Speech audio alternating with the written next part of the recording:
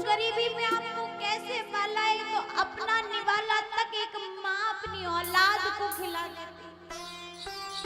वो खुद भूखी सो जाए फर्क नहीं पड़ेगा, पर उसकी औलाद भूखी नहीं सोनी चाहिए, उसके बच्चे भूखे नहीं रहने चाहिए।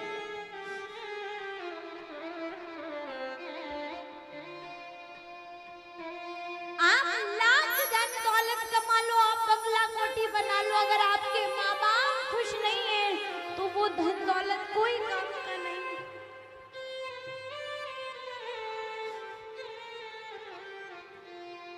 आज नंद बाबा कन्हैया को छोड़कर गए तो सही, इसके बाद कन्हैया जी गुरुकुल गए। 64 दिन में 64 कलाएं सीख कर आए। जैसे ही आए तो देवकी मैया ने 56 भोग बनाए। एक कटोरी में माखन मिश्री रखा, थाली लेकर गई। भगवान सोच रहे हैं जो प्रेम यशोदा मैया को दिया अभी तक वो देवकी माँ को भी दे। थाली देखी, सब्जियों की प्रशंसा करने लगे। ऐसा नहीं था कि कन्हैया को कभी यशोदा मैया की फिर याद नहीं आई।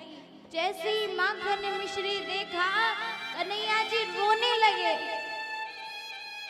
कन्हैया जी ने सोचा मेरे आंसू किसी को दिखने नहीं चाहिए, ऊपर चले गए।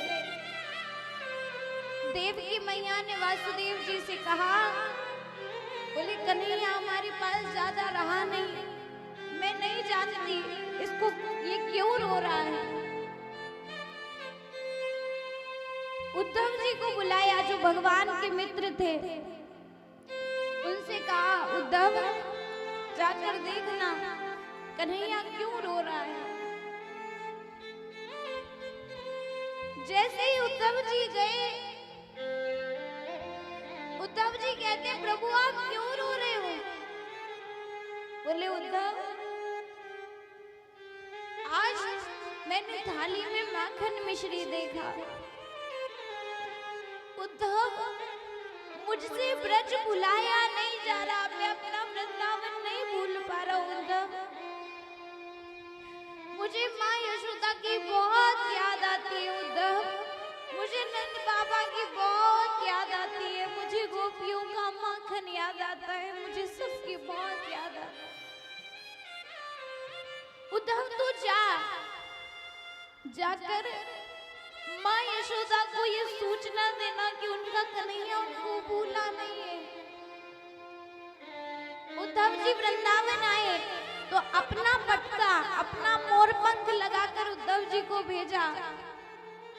उद्धव जी जैसे ही आए,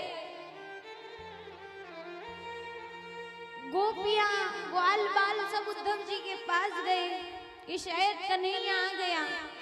बहुत देर तक जब नहीं उतरे तो सब समझ गए कन्हैया नहीं है। ग्वाल बाल रोने लगे।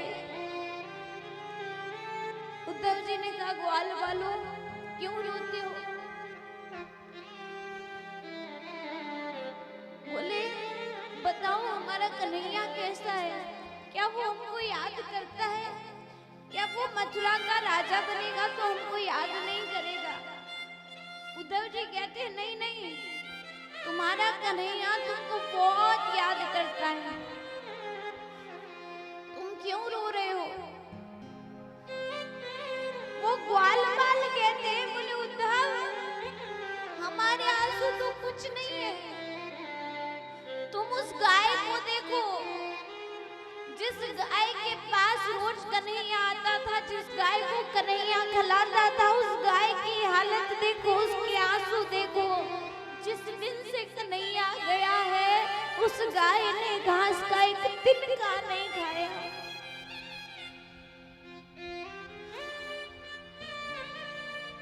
आप इंसानों की क्या बात करेंगे, वो गौ इतना प्रेम करती भगवान से।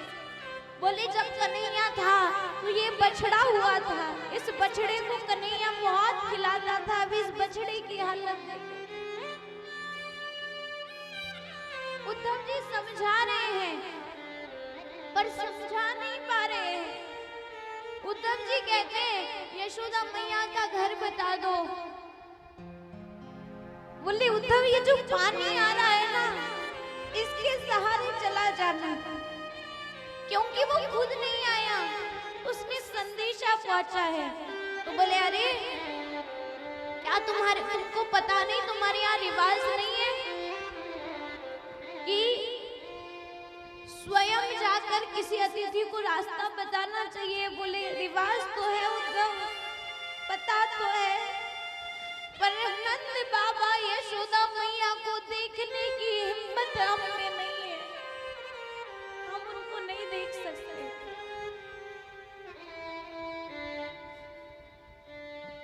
उद्धव जी ने कहा ये पानी कैसा?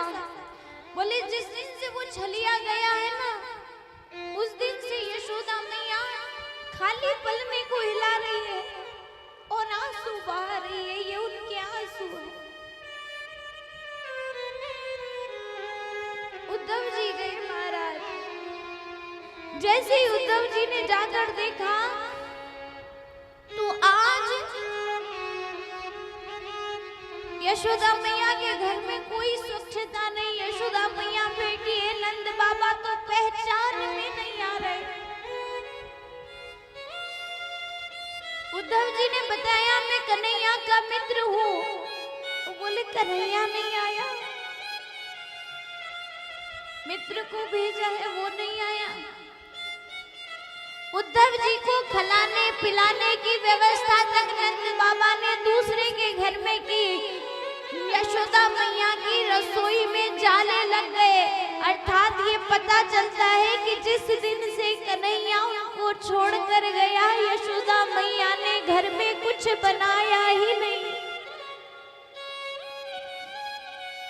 ये प्रेम है महाराज।